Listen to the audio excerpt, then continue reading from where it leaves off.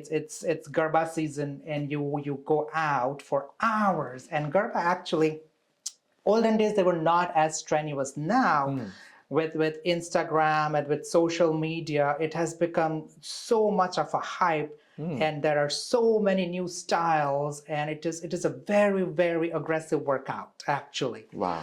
And so with those small blood vessels that are already narrowed by the cholesterol, that are already narrowed because you have underlying thrombogenicity from COVID, and now you put it to work. It's like running a marathon, and so your heart cannot keep up with it. And so it's lack of enough blood supply to the tissues of the heart. Heart is full of blood, Correct. but it's a chamber. That blood inside the heart, it's not useful to the heart muscles. The heart muscles itself have blood vessels through which the blood has to flow. If that blood vessels are small genetically or from your diet or not exercising, and then you put it to work, then of course you will develop a heart attack because there is not enough blood flow.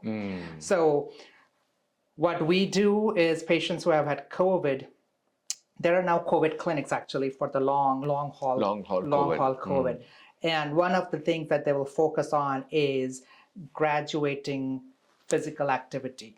So they will not slowly, yes. So it is not that you go to the doctor and say, hey, I want to start the gym, and they'll say, yeah, bro, go and start the gym. No, you have to have slowly, like about 2 to 3 weeks, you start with smaller, less intense activity. I see. And then if you're doing well, then you increase the reps.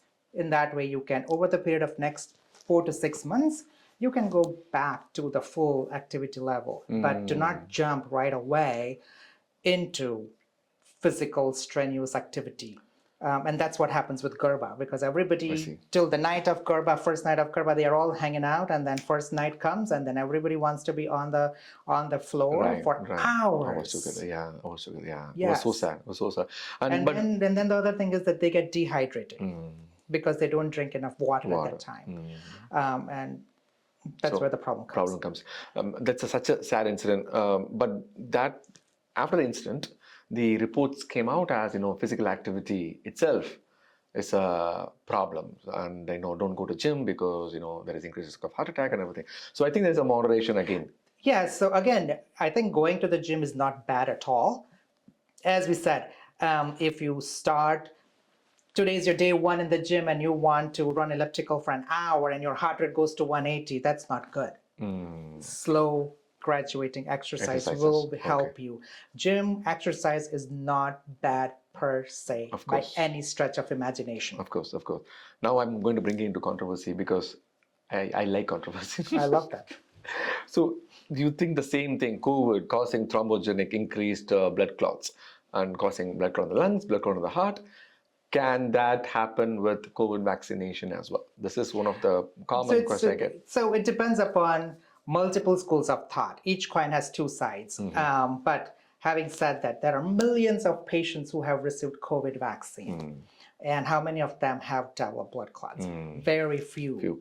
And probably it is going to be very hard to prove that it came from the COVID vaccine. And again, I think that there are a lot of conspiracy theory, mainly because the way COVID vaccines have been made, it's the mRNA made in the lab compared to all the other vaccines that have years of research.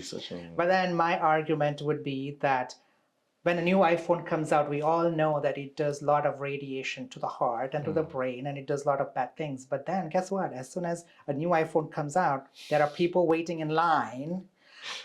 Same thing when a new drink comes out, people wait in line. Same thing. You're talking about coffee drink. Coffee drink. Not alcohol. Even alcohol. I mean,